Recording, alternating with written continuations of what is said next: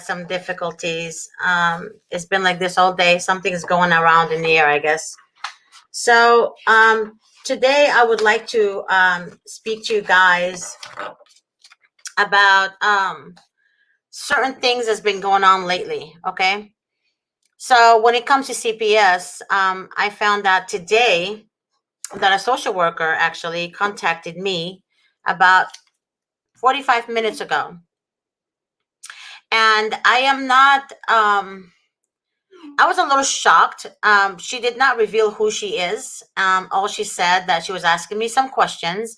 And later on in the conversation, she revealed that she's a social worker. So I asked her, what is the purpose of your call? She said, she's been watching my shows. And she said, you guys think you can fight us, but you can't. You can't fight us. That we're untouchable. I was a little shocked because when she called me on my cell phone. So I know that my cell phone, maybe, I don't know if it's public or not, but it wasn't really a great conversation. So I told her, I said, why don't you go ahead and come on my show and you can address your, you can share your opinion with me. And according to her, that she's untouchable. They're all untouchable. So it's very unusual call today. So I was a little bit unease on that one. But again, like I told her, I said it really, her conversation with me does not affect me whatsoever. It doesn't touch me at all. And that whatever she thinks, I said, nobody is above the law. And she said that they are above the law. Okay. So she gave me the name Lisa. I don't know if that's her real name or not. And when she called me on a blocked number. Yep. So anyways, let's go back to CPS, right? So there's a lot of things that's been happening recently. There's a lot of movement going around that I've gotten inside word out. And also, I received a call also yesterday from a client of ours, actually. I cannot disclose the name. But the social worker told the client that if she doesn't, the client is an aunt, so she's not the parent. And if she doesn't become a foster parent, that they're going to take her sibling, her niece from her. So the aunt is like, no, I have an attorney, what have you. So she told the aunt, oh, it doesn't matter if you have an attorney or not. You still have to be a foster parent. So she kept threatening the aunt. She kept using intimidation, bullying her, and making sure that the aunt listens to what she has to say. So the client called me and she asked, what she should do. So I told her, you should speak to your attorney. I don't know what transpired from that conversation when she spoke to her attorney. However, I'm giving you guys some insight of what they actually do behind closed doors. Okay. Another call that I received from a grandmother. She was also forced to be a foster parent. After she got her foster parent license, and her home, of course, was approved. Everything was done. It's a done deal. They decided, oh no, we can't use you now because you have a record against you when you were 19 years old. Okay. I don't know how far they go to your past, but there was, she stole, I think she stole something from the grocery store when she was 19 years old, and she was arrested, but the charges was dismissed. So the social worker told her, no, because of that 19, when that record from when you were 19 years old, theft from a grocery store, that we don't trust you with your grandchild. It's very unfortunate. Is no matter what the parent or the family members do to ensure safety of the children, they come around and take that from them. Another thing too, a father that was arrested. He was selling, he was a drug dealer. He dealt with selling meth, I believe. And the mother had no record on her. The father and the mom were not together. They're divorced. And the father was in jail. So they took the child from the mom, put the child in a foster home. When the father came out of jail, guess who got custody of the child? The father. Not the mom, the father. And this case is actually in Mississippi. Yeah. So there's a lot of stuff that is been going on. It's like it's increasing more and more and more and more as we go. I want you guys to understand that even though when we feel helpless and that it seems like everybody's against us and we're going to lose, and even if you lose, there's always hope. Never give up the fight, ever give up the fight. You need to continue fighting. And I do understand that most of you guys cannot afford an attorney. And I understand that you need to be able to deal with your court-appointed attorneys. However, most court-appointed attorneys, from my understanding and from my research, they actually have a criminal record against them as well, which is sad. However, they're still working as attorneys. I actually researched 2 court-appointed attorneys, one that had a criminal record, and the other one, other one has a sex, I think sex, she had sex with a minor. And they have attorneys defending them, but yet the attorneys that's defending them saying they're innocent and it was false allegation. So if it was false allegation for them, how come for the moms and the dads that get accused for stuff they didn't do, right? And the social worker steals their children from them, it's not treated as false allegation. They're not even being heard. They're deemed guilty before proven innocent. And even proven innocent part doesn't even take place because you're guilty, you're guilty, you're guilty, you're guilty. And that's all it is.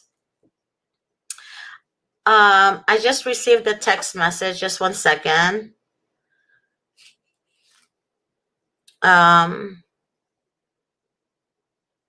Okay, so one of the callers that called me today, she said, Georgette, please mention that the court-appointed attorney that is handling my case, I cannot say his name, but I can say the county he's in. He's in Los Angeles County, Monterey Park Courthouse. The attorney that's representing her in her case has 6 criminal records against them. 6.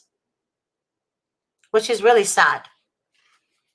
So how come they actually have an actual standing when they have criminal records? How can they defend when they themselves are guilty?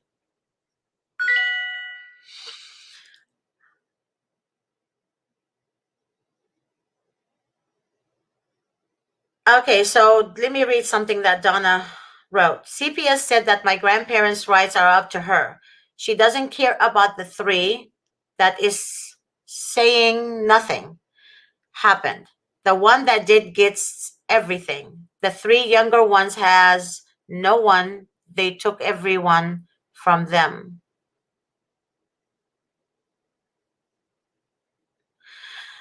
I don't know what you mean by the grandmother's rights is up to her. And she doesn't care about the 3. I'm not understanding that, what you're saying, Donna. Maybe you need to make it a little bit more clear. So let's go back to the court-appointed attorneys. The court-appointed attorneys, for some reason, they represent clients, right? They're assigned a client. And the client is supposed to be telling her attorney, giving them evidence and the truth of what happened or what have you, right? Now, their job is to present the evidence into court. That's what their job is. But what's happening is they tell the people, oh no, you're guilty. You have to say you're guilty. Otherwise, you're not going to see your kids. And that's every call I got today. That was the story. You have to plead guilty in order for you to have rights to see your children.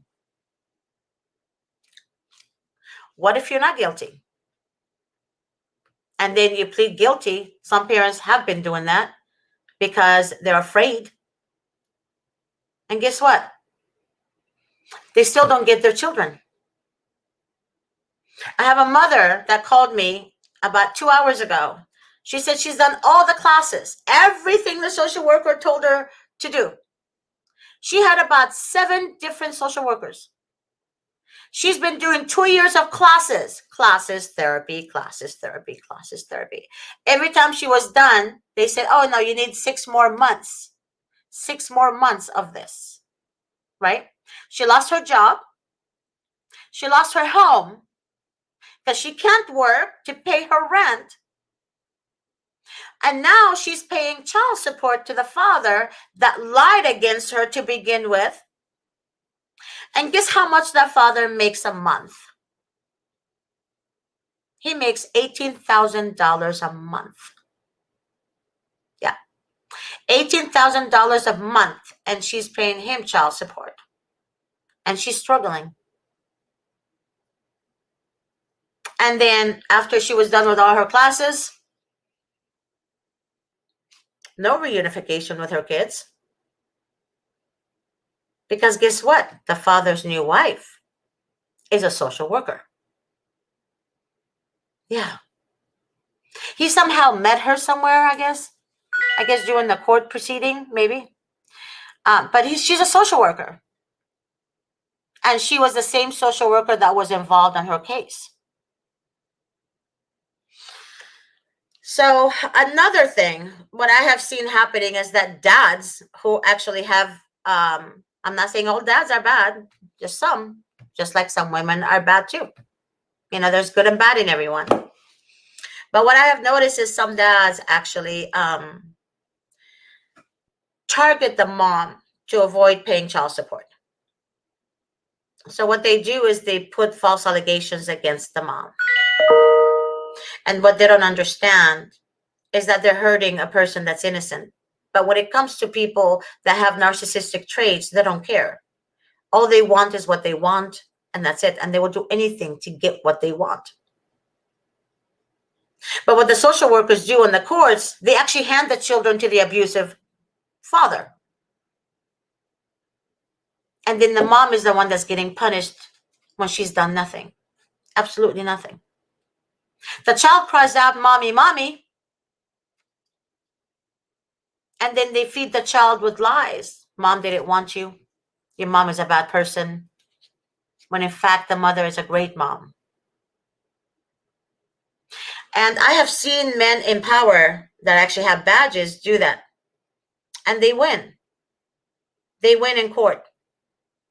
Because judges are just useless. What is the point of having a judge when the judge goes against you when you're innocent?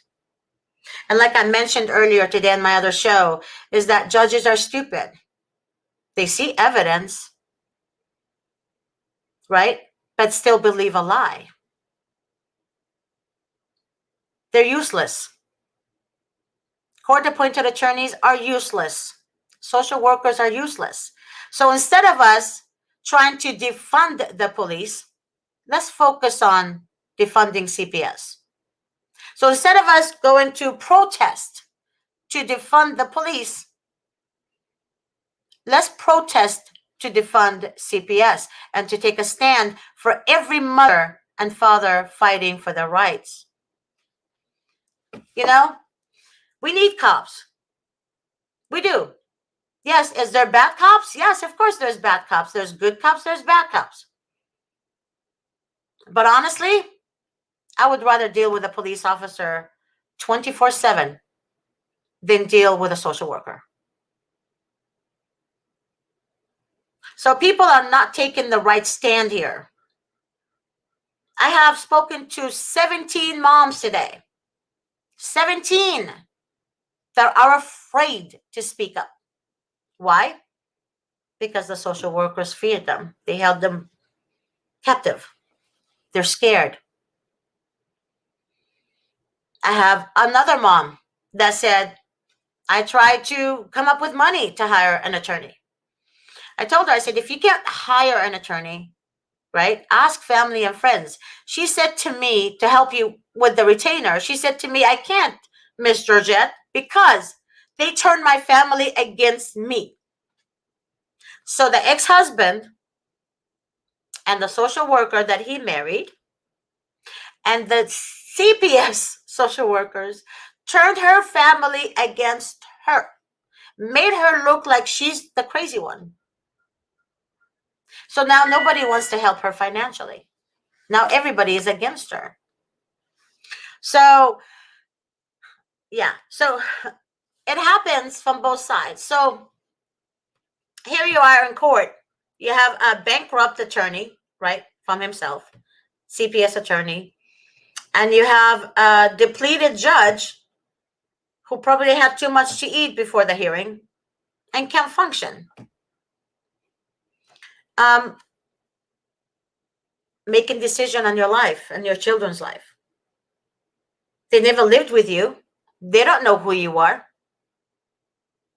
You can have a million records of neighbors writing the greatest things about you because they know you. They've lived near you. They know who you are as a mother. But yet, the judge, in one appearance, already summed you up. Another thing, you have, sorry, I get really angry, so forgive me. You have judges, right, that sit on that chair and they can't seem to do what is right for the people, but side with the party that has more money. They have a title, right? They have a title. And they have connection. So it is very unfortunate, but it happens daily. And a lot of people know that I speak my mind. And I do speak my mind. I do.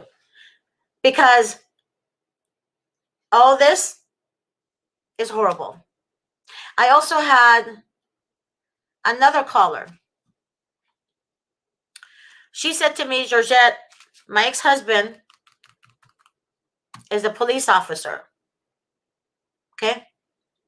And he has connection with the courts. And she said that he filed 17 reports against her. Now,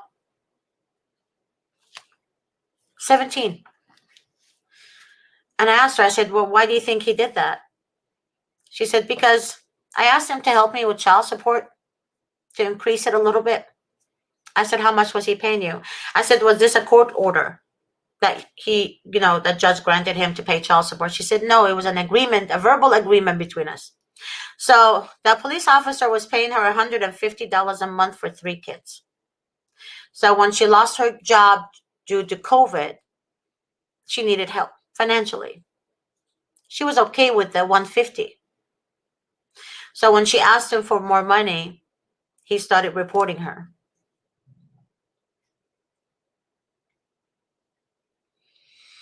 Is she a bad mom? No. She actually was Mother of the Year at her kids' school. She was involved in her kids' school. Another one. The reason I'm telling you men in power, I'm going to name everybody I spoke with in the last couple of days. Another one, her husband is a firefighter for LA City, in fact. And you know what's so sad about that part? It's because I know great people in the fire department, but I also know some really horrible people in the fire department. And that man, in order for him to avoid child support, framed her to pay him child support. And how did he do that? The mother had given birth. She had a C-section. And they had a year and a half old child as well. So what he did to frame the mom, he called the police and told the police that the mother beat him. Now he's 6'3", she said. She actually mentioned he's bigger than her. And, firefighter was beaten by a woman who just had a C-section 2 days after she left the hospital. He took the baby from her arm, put the baby away somewhere, and started beating her. Called the police, said she beat him. The police looked at her in pain. Stitches were gushing out from her. They had to take her to the hospital, and he wasn't arrested. He told the officers he's a firefighter. She told me those words she will never, ever, ever, ever forget.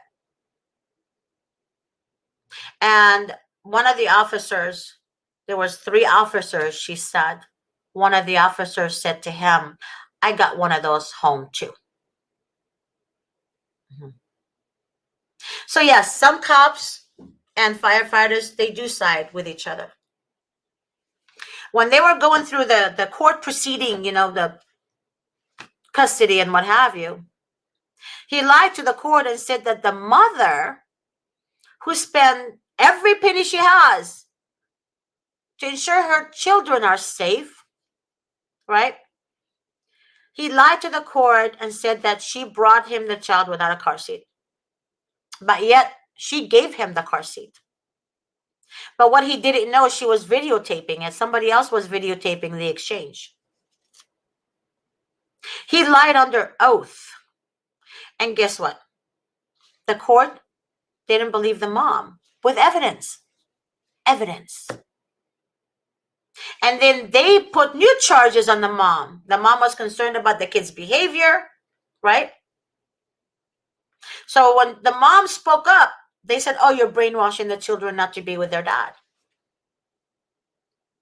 So, ain't it disgusting? I actually had the opportunity to watch those exchange videos. When people send me videos to watch, I usually watch it.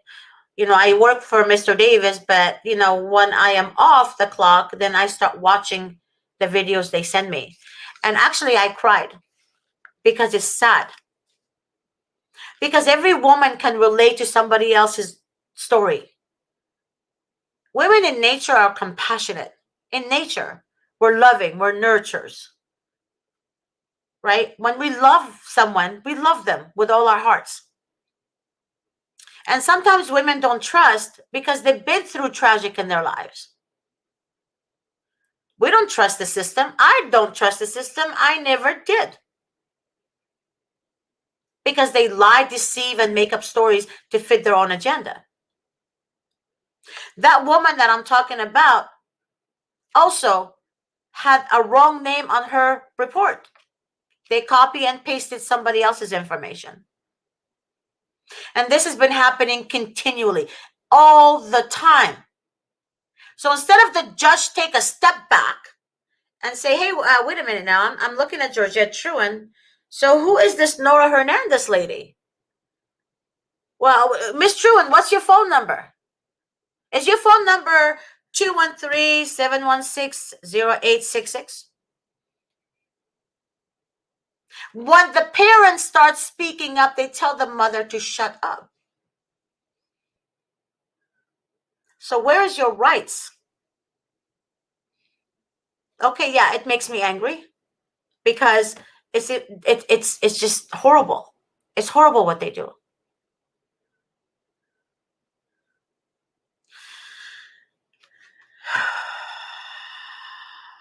Carissa Umbrino, she said, it's greed, power, and lies. That is so true. It is greed, power, and lies.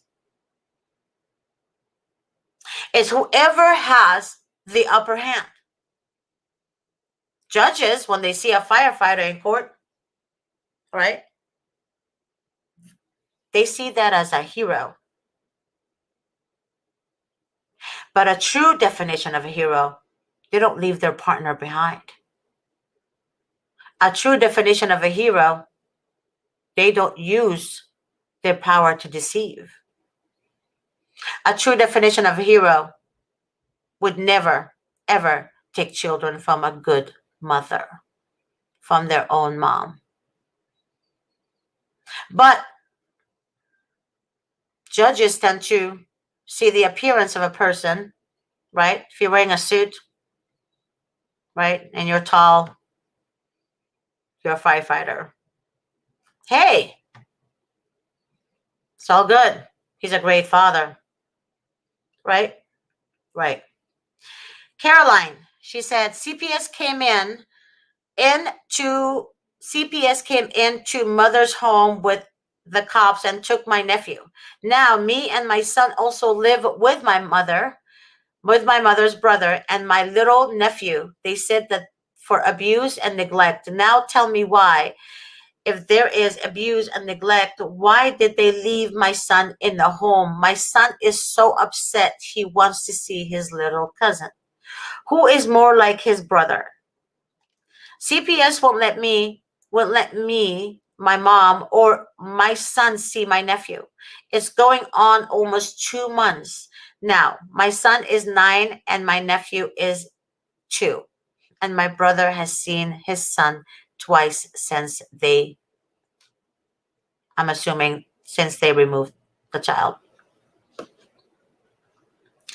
Caroline, the only advice I have for you, baby girl, I don't know if you have a court-appointed attorney or not, or I actually call them court pretenders. They're not actually attorneys. It's a shame that they actually have that title. They're disgusting to me. The only thing I can advise you is have your brother give me a call. All right? Let me speak to you or him, and let me get the full story from you. Okay? You can call the office and you can ask for Georgette. And then I'm going to see what we can do to help you and your brother. Okay?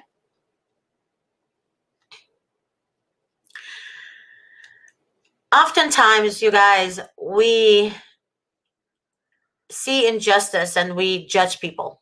Okay? I have a really good friend of mine. Her son is in need of justification. She's actually the grandmother to a grandson, to her grandson, her son's son. And the mother, the biological mother, harmed the child. But the dad had nothing to do with it. Nothing to do with it. They put the child into a foster home. The foster home lady literally took money from the grandmother. She actually has proof of all that. She took money from the grandmother because she couldn't pay her rent. And she said that the county was not giving her enough money for her grandson to be fed and clothed, which is a lie, right? So the grandmother, because she would do anything to help her grandson, she actually gave her money. She did. She gave her money so she can be able to stand. She showed social workers, later, after she noticed doing the visit with her son, it was on like Zoom visit. She heard the foster mother coaching the child, her grandson. You can hear it. I actually had the opportunity to listen to the video. And what's sad about all this, she told the social workers and they did nothing about it. Okay? Absolutely nothing about it. So it's and like when I tell you her son had nothing to do with what the biological mom's doing. He really didn't. So it's unfortunate, but it goes both ways. I get more women calling me than men. I'm serious. I get maybe 2 men a day. Maybe. I would say 1% of the calls are men. And 99% of the calls are women. And each woman think their story is different than the other. And each woman think they're the victims. And like their story is different. Their story is unique. And I listen to them. And I'm like, no, baby girl, your story is not unique. Your story is no different than anyone else. The only thing that makes your story different is that you're in a different county and different state. You have a different attorney than the other one, and you have a different judge than the other caller. When people say, Georgette, help me, I don't know what to do. I wish to God I was a millionaire. I would literally give every penny I have for people to get their kids back. Unfortunately, I don't have that. I don't. But when people call an outside legal advice, outside legal law firm to help them, they forget to understand that when you're dealing with a case like a CPS case, it's complex. That's why Davis says, do not speak to the social worker. Always have an attorney. And let me just explain this to you. When you're in the investigation phases of the case, the best thing to do is stay away from the social worker. Because once you open your mouth, you're opening Pandora's box. And once you open Pandora's box, you can't close that box. It's not that easy. When you open your door to demons to walk in and you start talking, you're setting yourself up to fail. What you guys need to understand is that when Mr. Davis teaches you, guides you guys, it's for a reason. And I know you guys get bullied. Oh, if you don't do this, we're going to do this, we're going to do that, we're going to do that. But when you hire an attorney, it makes it easier for the attorney to defend you rather than they already build all these deception about you. And then when the attorney takes over the case, then the attorney has to now review the case. The attorney has to see now what happened. What did the social worker do? They have to now question the social workers. Whatever Mr. Davis used and the attorneys that he has with him, they use strategy to win cases. We might not agree with the strategy they use, but what people don't understand is that you already set yourself up to fail once you open your mouth to the social workers. So we all say evil. Carissa here. Carissa just literally read my mind. She said they are all evil, that they are stealing the children. They are stealing children from good parents. I kid you not. And other people actually judge the woman or the man that their kids are taken from. And shame on you. Shame on those people in America that judge women for their kids being taken from them, especially with no cause. No cause. You guys don't understand that sometimes when a woman deals with, I'm going to mention it again, when a woman deals with a narcissist, they don't know that he's a narcissist. Let me put it to you this way.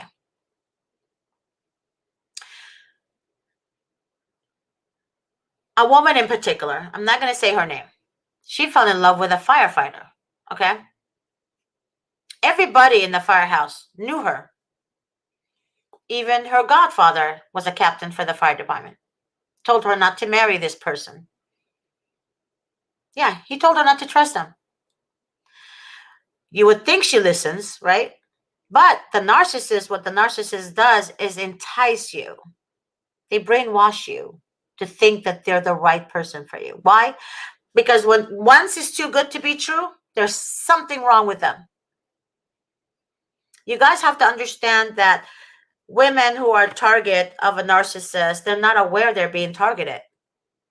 But a narcissist usually chooses a good person to target, a naive person to target, a gullible person to target. Okay? So don't judge, lest you be judged, and you will be judged. because the same measure you judge, you will be judged. So instead of you women, some women out there, judging other women for the trials they're facing, take a step back and don't judge if you don't know. Carissa said, there's nothing wrong with the majority of these parents. Most of these mothers and fathers are excellent. It might be a spouse that's done something to them, but they're looking at the wrong people. These children belong with their parents. A foster mother cannot take a place of a mother biological or a biological father, whoever is deemed to be fit. You're absolutely right. It's true. It's very true. But unfortunately, Carissa, it doesn't fit reality. Okay. Again, they favor people that are abusive, which is sad. Like, I was talking to a family member, and I said to that person, I said, how can they sleep at night? He said, easy. They sleep easy. You know why? Because they have power. A person with power can sleep very well. Erin Carranza, one of the co-hosts we have, she said they are not saving the children. Well, Erin, you're absolutely right. What they're doing is traumatizing the children. That firefighter that I was mentioning, they took the children from the mom, not because she's done anything wrong. Nothing she's done wrong. But what he did, in order for him to win, he married a district attorney, right? That district attorney later became a judge. His aunt works for the Department of Child Services, and his mother is an attorney. The mother was involved in their schools. She received Mother of the Year being involved, doing Halloween parties and Christmas plays and everything. The mother was hands-on constantly. The way the kids, the other moms in the school saw the children, they used to call her super mom. She would hold one in their arm, holding the other one, having snacks, giving children snacks. She had plenty of snacks for everybody. The one mother was a victim of a narcissistic plot. So she found his diary, right? She found his diary when he left the house. I want to share this with you guys to let you understand there's some real victims here. In his diary, he wrote, ha ha ha, I wonder if the person's name, she knows what's coming to her. She's so stupid. She's so gullible. She's so naive. Poor so-and-so. But all along, he's planning on marrying somebody powerful. Why? Because he needs to use them. He has to use them. So then the process begins. The mother is left in limbo. Like, what the hell is going on? Who is this CPS people?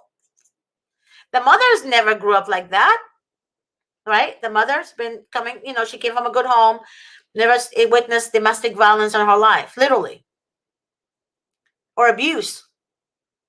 And all of a sudden, the CPS people go to family court, take the case from family court in the midst of a trial, move the case to CPS, and there you have it. CPS takes over, and the mother is guilty. Okay? That's what pisses me off. The mother is guilty. The mother did nothing. So when they ruled that the dad, wait, there's more. I forgot. There's one more point. The mother did her psychiatric evaluation. Now, she's done it twice, one in family court and the other one in CPS court. The family court psychiatrist said the dad is a malignant narcissist, right? Malignant narcissist. He asked the mom, do you know what a narcissist is? The mom said, no, I don't. He said, here is a book. I want you to educate yourself. Okay? When they sent her to do a psychiatric test evaluation in dependency court sent them to their own psychiatrist that they use. And guess what? The psychiatrist did a 9-hour evaluation on her in her office, wrote a big report saying there's nothing wrong with the mother, the children should be returned to her immediately, and the father should be investigated because this is a one-sided report.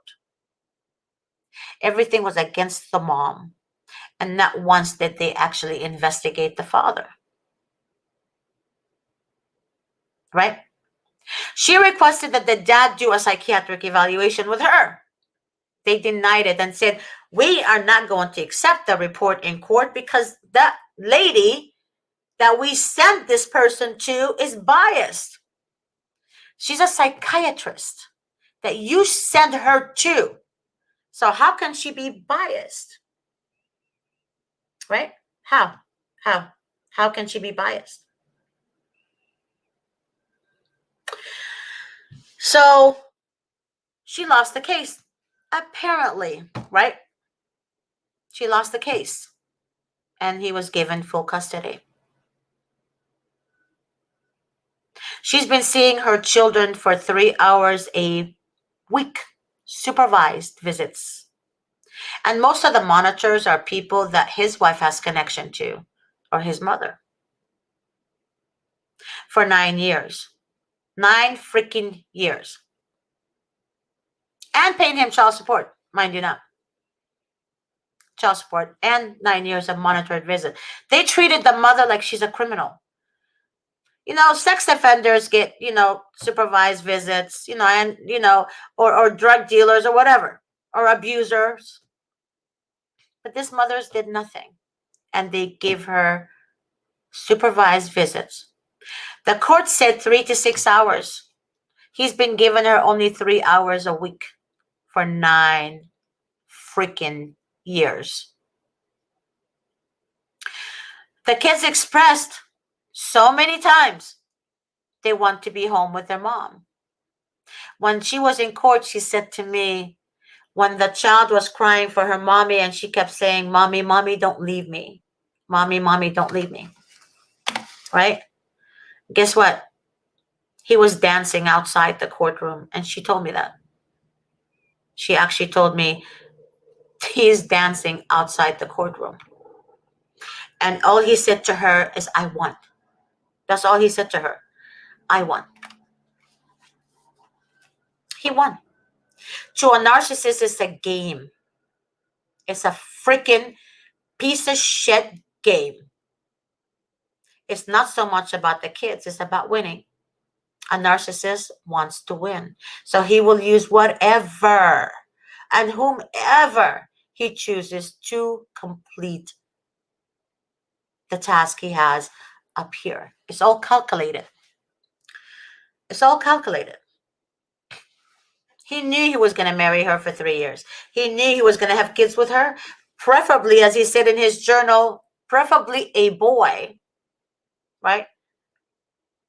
But she gave him 2 girls, and he blamed her for having girls. Now, he's a firefighter, but how stupid are you, piece of shit? How stupid are you, right? It's your fault for not giving yourself the boy. The woman has nothing to do with it. Okay?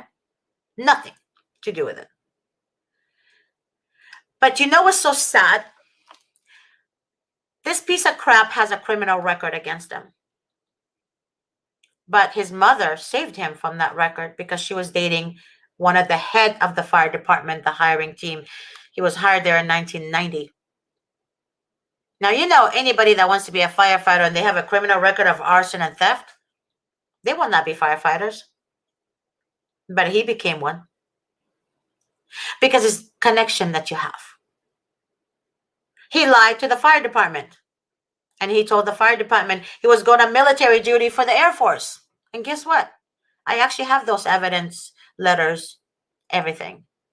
She showed me everything. And I looked at it. And he lied to the fire department. And when you're a firefighter, they give you like, I don't know, it was like $35,000 or something at the time.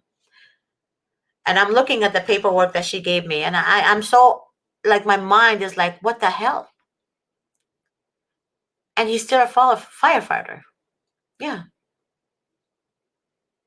So narcissists get away with murder. They can actually kill someone. And they will sit down on the table and eat like the blood is not gushing down the floor. So that's the kind of system we deal with. And that's the kind of system that enables pieces of shit like that. We have a system that enables the wrong. We have a system that doesn't care about the children. They care about their pocket. They care about their funding. They care about their power. Power. I'm a judge. I'm a lawyer. I'm a social worker. But you're nothing but scumbags. That's who you are. That should be your title. My name is Dennis Meal, for example, and I'm a scumbag. Or my name is Jackie Smith, and I'm a scumbag. It shouldn't be a title for them. They don't deserve one. They really don't deserve one. Carissa Ambrino again. She said, I can't help, but I do blame the woman too, because she's telling another child from a mother, stealing, maybe you meant, another child from the mother. And as a woman, she should know what that does to a child. So I think the woman is just as guilty, if not more. Women should know how important a child relationship is with their biological mom or deemed fit parent. I agree.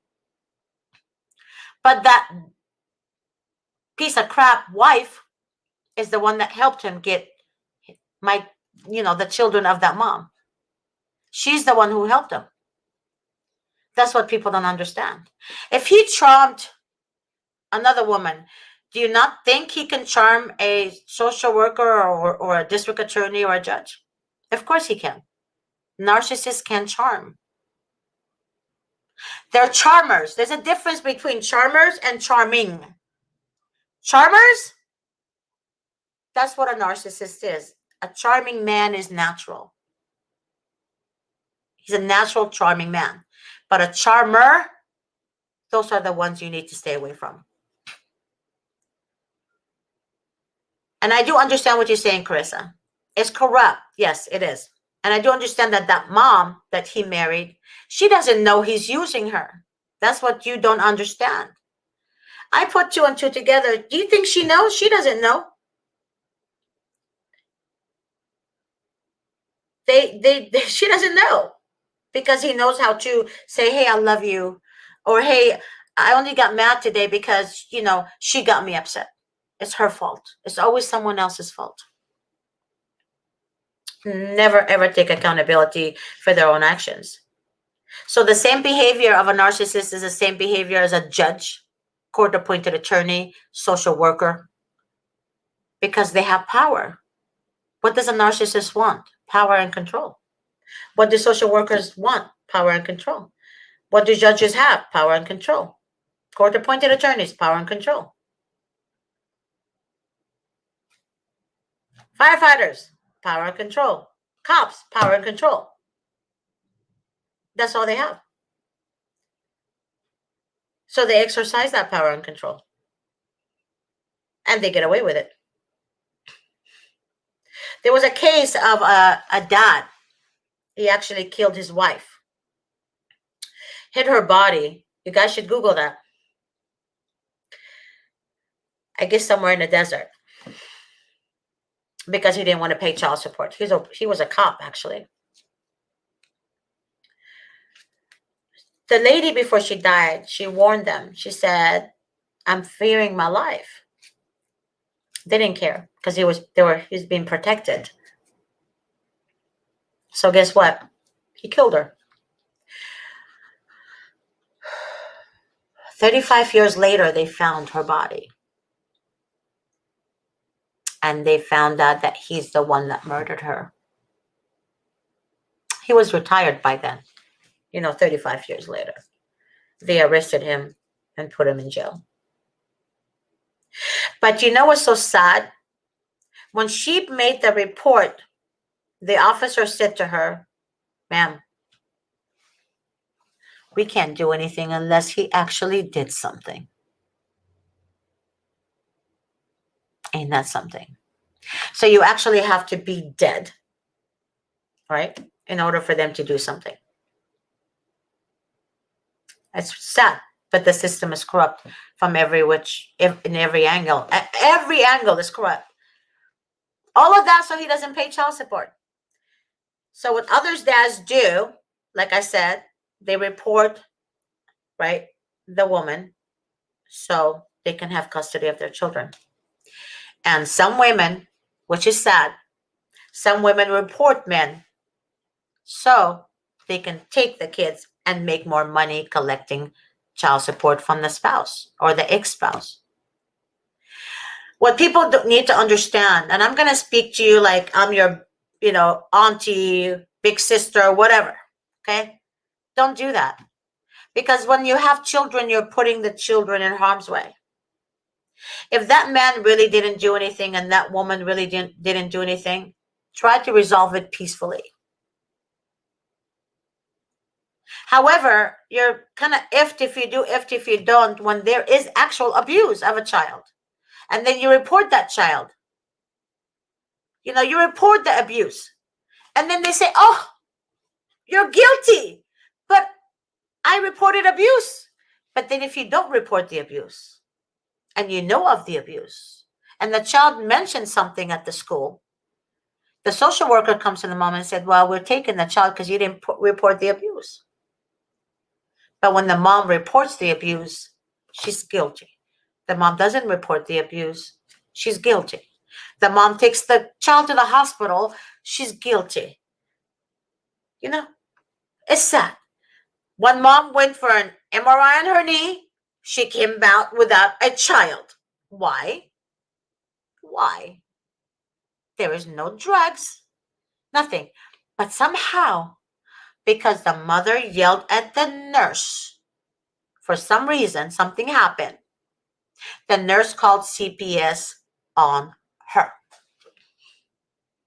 You know how messed up that is? "I don't like you, so hey, I'm gonna, Erin, you're my girl, Erin. I'm gonna say, hey, Erin, I don't like you. I'm just gonna call CPS because I don't like you." Isn't that sad? Not that I'm gonna do that, because I love Erin. I love all of you guys. But how freaking sad that you would do that because you did not like her. Yeah. So all the moms and dads out there, right? Don't hurt your significant other or ex because in your mind you think you're going to accomplish something. If you know she's a good mom, don't mess with her. If you know he's a good dad, don't mess with him just to make an extra buck. Don't do it. It's not worth it. Because at the end of the day, that is the person you chose to have children with. You, that child, didn't choose who you're going to have a child with. Who you're going to be with to have that child. So don't hurt each other just to get what you want. Because the ultimate pain is the child. That child is one that suffers because both of you can't get it together. So get it together. That's the only advice I can give you today. Thank you so much for being a part of the show. And thank you so much for following me. I appreciate all of you guys. And I love each and every one of you guys. And I don't even have to know you to love you. I just know that you're going through crap, and I love you, and I am here.